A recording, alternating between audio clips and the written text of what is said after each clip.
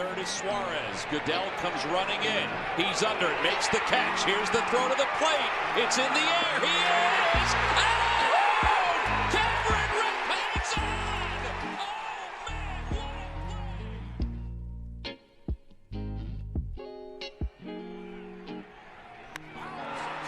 to right field. Way up there and way out! Second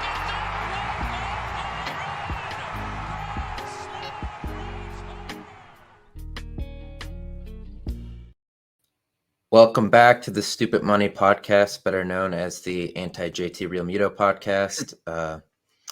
Man, he kind of he hurt me today. I'm not gonna lie.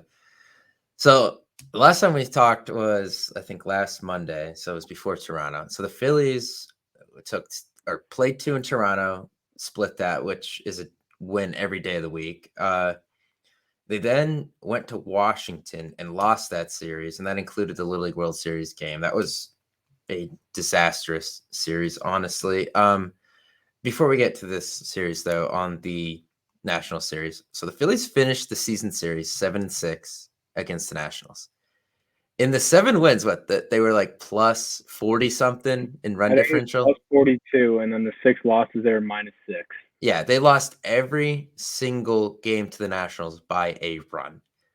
They easily could have taken all 13 because it seems every single one of those games, they just could not get a hit with a runner in scoring position, no matter how many opportunities they had. So I don't know, like Washington's not a horrible team, but 7-6, I feel like they had to do a little better than that, because that's, the quote unquote crappy team in your division. So I don't know. I would have been a little happier with like 8 or 9, 9 wins, I think. I feel like they should have won a couple of these coin flip games. They lost all 6 of them somehow. Yeah, for sure. But I don't know. The Nats are kind of fun. Like we haven't seen them as much. Obviously, we just played like the 6 games, but like the last 2, like month and a half, 2 months, like CJ Abrams has kind of become the guy that they thought they were getting when they traded him to the Padres. Gore's been okay.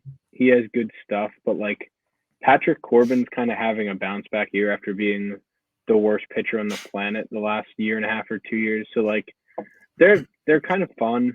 I'm honestly a little nervous to see them in like 2 or 3 years. I think they'll be really good, but it's kind of like that feeling out process where it's like you see them play and it's like, wow, they have actually a decent lineup. They have some guys, but then you look and it's like they don't look like they should be 15 games under 500, but they are.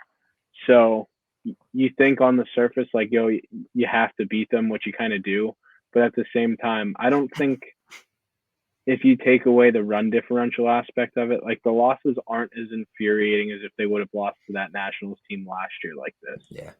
Like last year they handled business against the Nats, but like this year being 7-6, that roster's not awful. Like Kyle Finnegan last year was atrocious. This year he's at least competent. Like he's been better. He's not like an elite all-star closer by any means, but like they've kind of shored some things up from top to bottom. Yeah. Like the thing is they've also had some older players kind of find themselves, like Joey Meneses and Lane Thomas, and my least favorite player on the planet, Dominic Smith. So yeah, I don't know. It is what it is, I guess. I mean, just you win a season series, that's usually good. I just feel like when you lose 6 games by literally a run in each one, you should try to win a couple of those coin flips against a team you're a lot more talented then. But kind of moving on to a series that I guess meant more, although every game matters at this point, I guess. So San Francisco came to town today, or I guess this week. The Phillies slugged them pretty good, 10-4. The opening game was really 10-2. I thought Dylan Covey was gonna try to blow an 8-run lead. He really tried. I'm not kidding. Like he tried. But yeah, a lot of good things in that game. Into the park home run for Bryce Harper. I think Bohm hit a home run.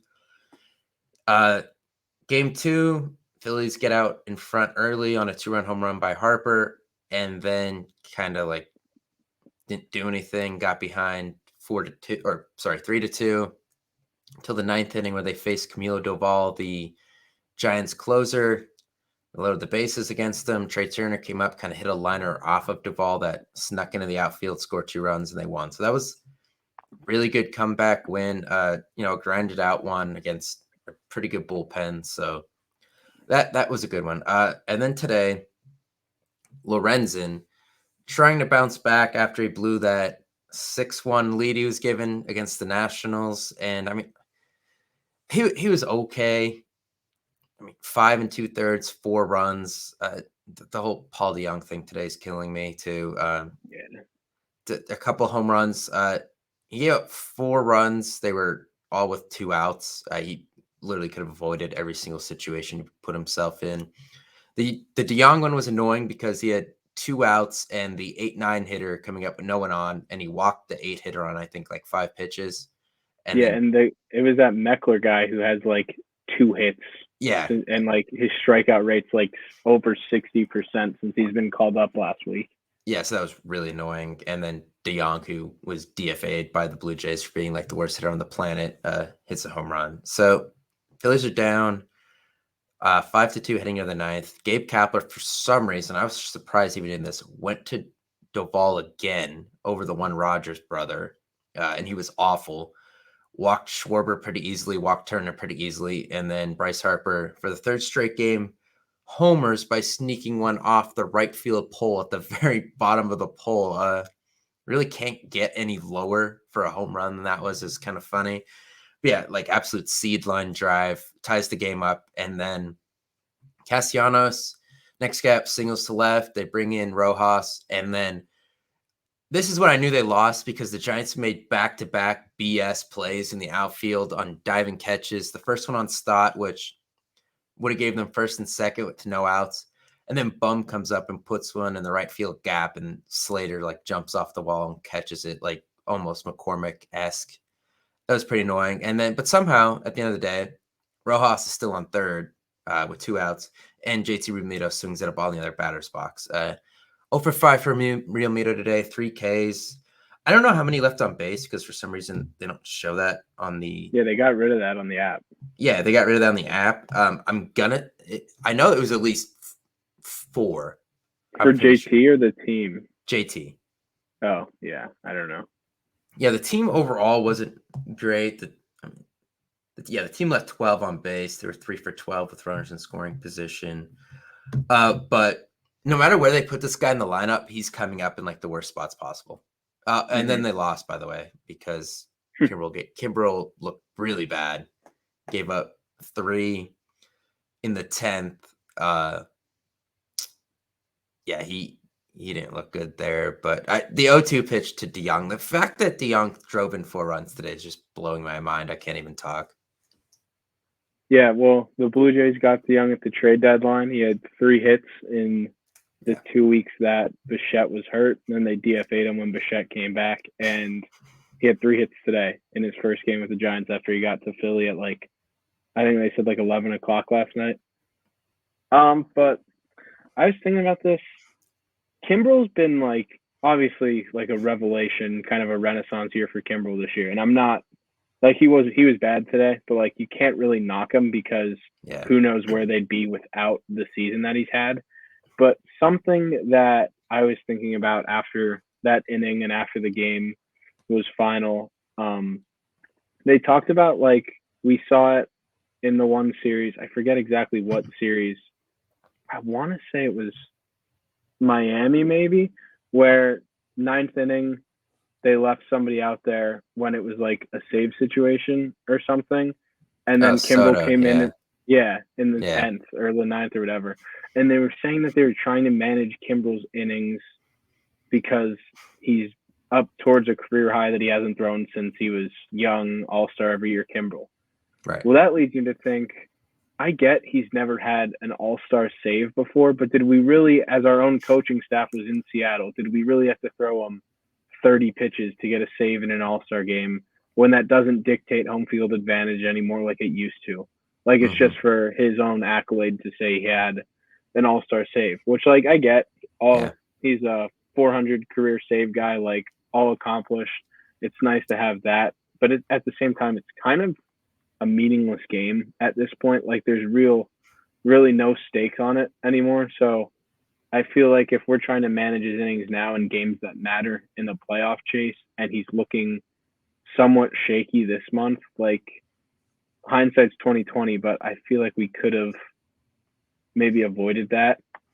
But again, it is what it is. Kimbrel's had a really good year, so not knocking that, but I guess just something to watch as the bullpen's starting to show a little bit of kinks in the armor, that they're not having the August, and we'll see about September, but they're not having the months that they did in May, June, July when the pitching staff kind of carried.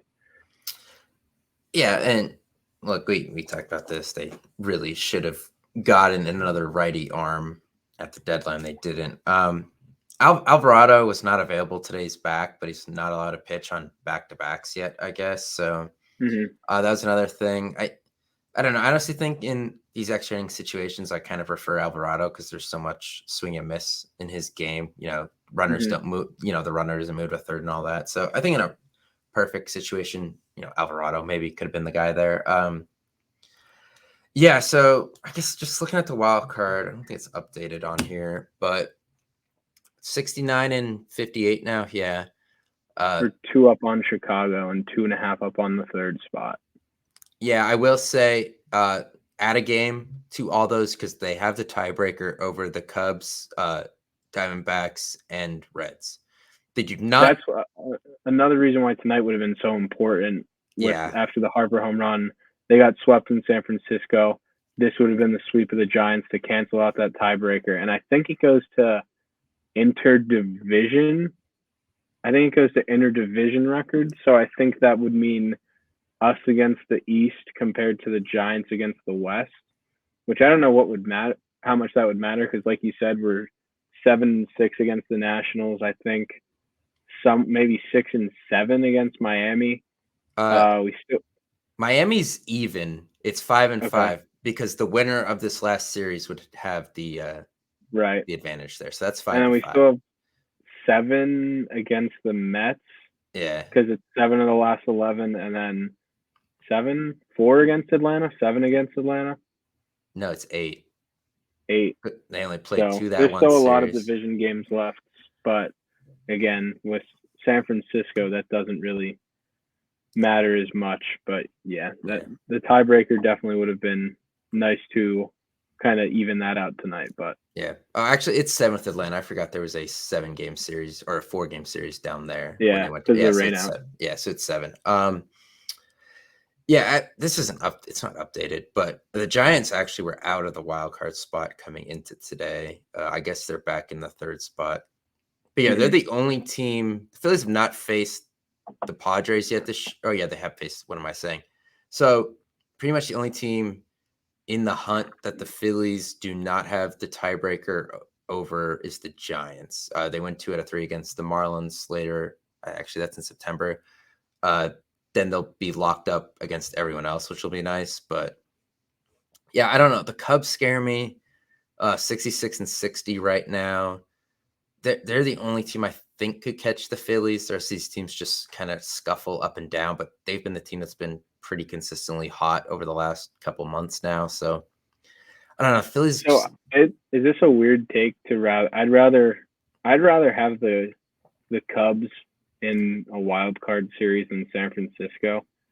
I want no parts of Logan Webb in a 3-game series. Scares me. Like I just remember last year, it was Memorial Day weekend, I think, and he was pitching at Citizens Bank Park, and like he was struggling the first 2 innings, and they had him on the ropes, and I don't know if they pushed a run across, and then you blink and it's the 7th inning, and he went like 7 or 8 innings with like 15 strikeouts. Yeah. Like he won this young this year. Strider kind of struggling a bit. And I just think in a shortened 3-game series, I want like no parts of that guy. Yeah. The Cubs have Justin Steele, who was a nobody before this year. I don't know how this guy is going to really perform in the playoffs. And Stroman's hurt indefinitely with that rib injury. And they don't really have a lockdown bullpen, so to say, I don't think. No, they've kind of been just mixing and matching guys. Like I think Albert Alzolay has been like pretty good, but yeah, they don't really have like I mean, obviously he's blown up a little bit lately, but like Camilo Duvall is an all-star closer, and they have the Rogers brothers who are both very effective in their own right. But like the Cubs don't really have that big name bullpen guy that'll come in and kind of just mow you down.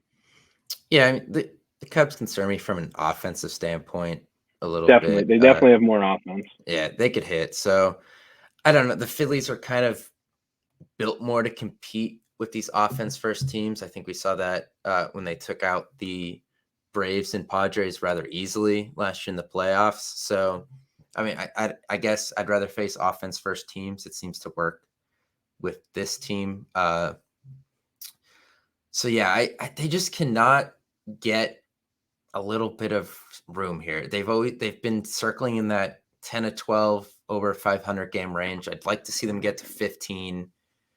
I think they're kind of safe there. I think 90 wins is a really safe spot too to be the number one wild card. That's 21 more for the end of the season. I think there's 37 games left, something in that ballpark. So something like that. Yeah, you got 3 at home against the Cardinals. Unfortunately, they do not face Wainwright in his 8.7 ERA. I was really looking forward to that. But the Cardinals are struggling. You really got to take advantage of that.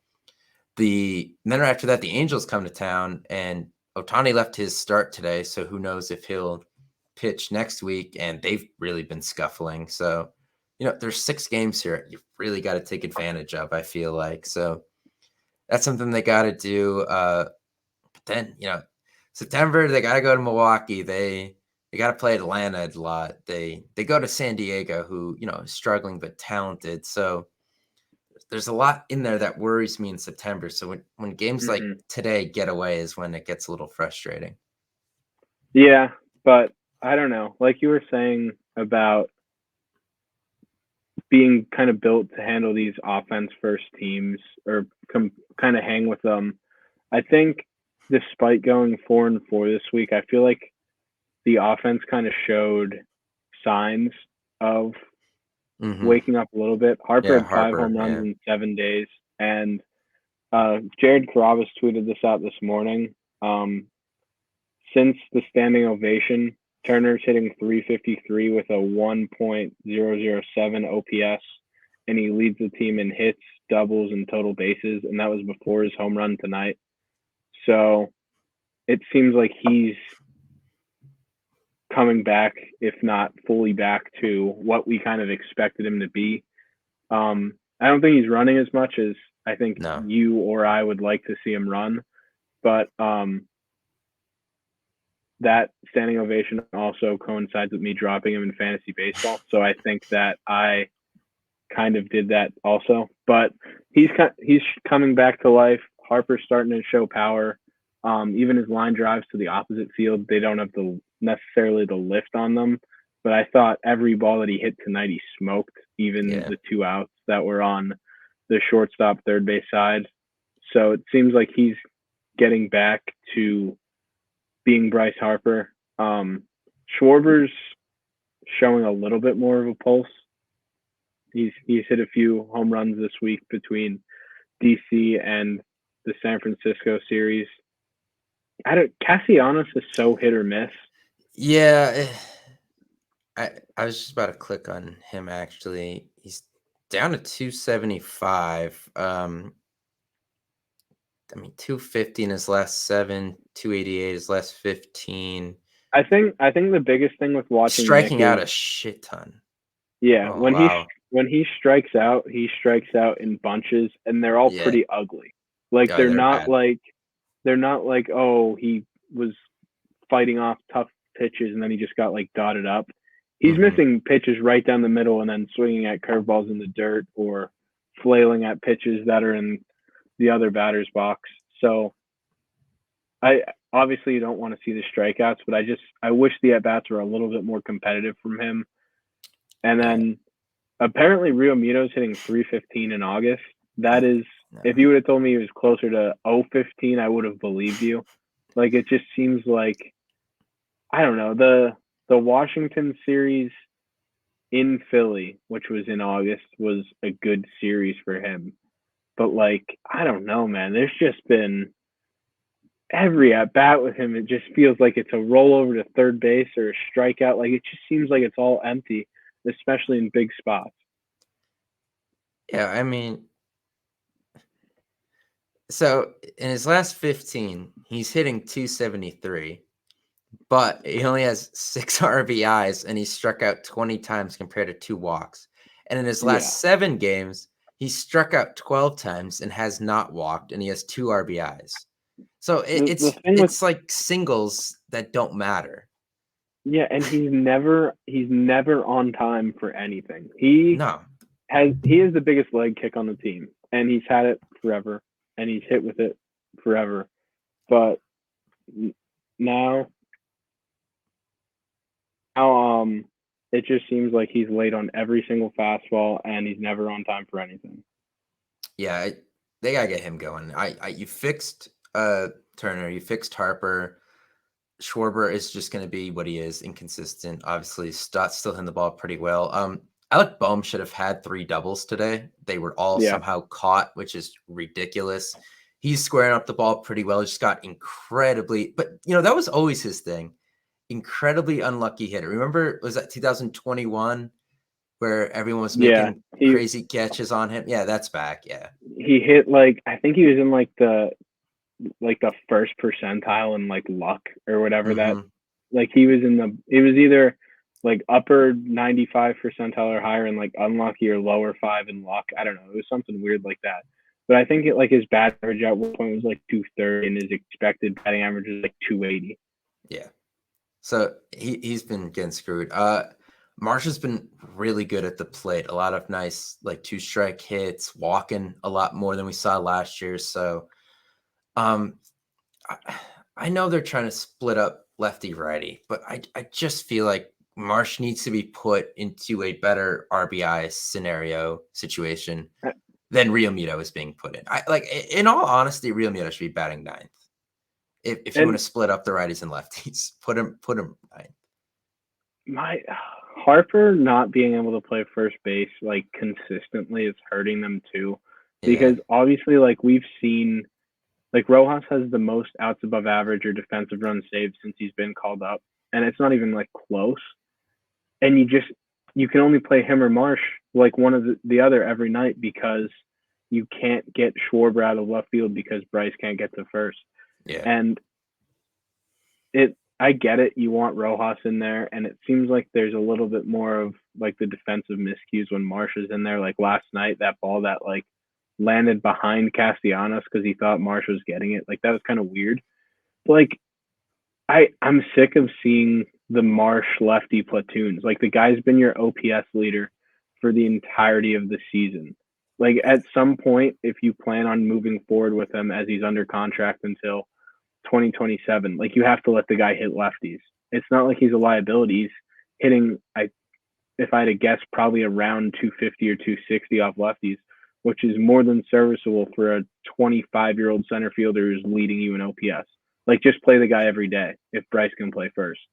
Yeah, he needs to play. I want to see Rojas in center field every day. Yeah. Rojas the bat still has to get some consistency, but that was expected. Yeah, but with the way it's been better than I thought it would be, to be honest. Yeah, that's true. Yeah, but with the way Stott and all them are playing, I don't know. It's just Real Muto and Castellanos' inconsistencies are kind of killing them right now. Yeah. They got to get Real Muto hot, I feel like, because there's not a lot of righty power in this lineup with Hoskins out. I mean, Castellanos was never much of a power guy to begin with outside of that 1 year in Cincinnati where he hit 34 whatever. He was mostly a 20 homer guy where he's at 21 this year. He just hit 40 to 50 doubles every year. So, you're kind of missing that 30 homer righty bat, and Real Muto is kind of your second best bet to get there, I guess. So they got to do something with him because he's got to get going because they need more from him. And he had 4 chances to win this game today and did not do it. Yeah, they definitely. Even if it doesn't have to be He doesn't have to hit like 800 for a month. Like just Yeah. at least like I don't know. I'm at the point with him where I'm asking the outs to just be like productive. Like you can't do They're 20 not. strikeouts and 2 walks, or I know Bohm leads the team in double plays, but it just seems like every time Real Mito's up with 2 guys on and 1 out, it's a strikeout or a lazy ground ball that turns into a double play. Mm-hmm. Yeah, he's got to get going. So before we go, Ricky Batalico mentioned this on the post game show the other day, I think. But he's like, I changed my rotation 3 for the wild card series every day, and I was like, yeah, I do the same thing. So I was like, you saw 2 incredible starts by Michael Lorenzen, followed by a really bad one, and then today was meh, I guess. It was not. He didn't get absolutely rocked, but he also 4 5 2/3 is like an 8-something ERA. So it's not, great. But where are we at with this today? Because I think I got to see Wheeler's ERA when he doesn't face the Nationals, because his ERA is 3.7 on the year. But I think when he doesn't face the Nationals, it's under 3. So the Nationals I think his ERA against Nationals is like a 7.7 or 7.8. Yeah. So the Nationals aren't going to be in the playoffs. So I'm totally fine with him pitching because they have something on him that no other team has. So I'm totally fine with him game 1. Walker's been up and down. Nola wasn't horrible the other day. 7 innings, 2 runs, 2 home runs, of course. So him maybe. I worry about him against a good offense though. So that I don't know. I really do not know right now. If the season ended today, I'd go Wheeler, Nola, Walker. I'd give it to the money guys. The guys that you're paying to be the playoff starters. You give Taijuan Walker $72 million over 4 years. You're asking him to make playoff starts. And like we talked about this last time, Nola stuff doesn't work out of the bullpen. Lorenzen came out today in the first inning, and again, wasn't the cleanest start for him. He got through 5 2/3, 4 runs, like whatever, you'll take that. He came out in the first inning, and every pitch he was grunting, and the sliders were like moving, and his fastball was 96. Like that plays out of the bullpen. Sanchez, I was tempted to say Christopher Sanchez, but like that like you have to be realistic, and you're not going to give Christopher Sanchez a playoff start over Aaron Nola as much as you'd like to be the tough guy and be like, oh yeah, Nola's horrible, DFA, whatever. Like you have to be a realist, and that's just not going to happen. So, and he has bullpen experience. Suarez showed he could do it last year. So I think you give yourself more flexibility and you go with the guys that you're paying to be starters, let them start playoff games, and you're going with the guys that have bullpen experience and it's not completely foreign to them to come into a potential inning that's not from start, and you give yourself that flexibility to let guys move around and eat both innings if you bring them in the 4th or 5th. Yeah, I think that's probably what ends up happening, honestly. All right, so that's all we got for this one. So 6 games left on this homestand, 3 against the Cardinals, 3 against the Angels. Maybe they won't see Ohtani. Seems like he left with arm fatigue, so he might skip a start. I don't think they'll see him. Yeah, but they will see him hit, though, which will be a little scary. Mickey Moniak also coming back to town with Logan O'Hoppe, who came He's off back.